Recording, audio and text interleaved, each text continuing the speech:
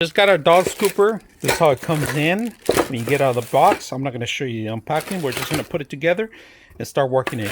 One is for the rake, if you guys can see it, and the other one's for the actual tray. So just to give you a heads up on that part.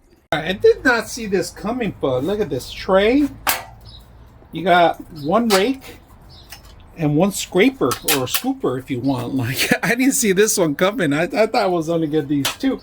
And of course, it took me about 5 minutes to put the whole thing together, and all you got to do is just you go actually add it in here, and that's what we're gonna do. So we will lose the secondary one.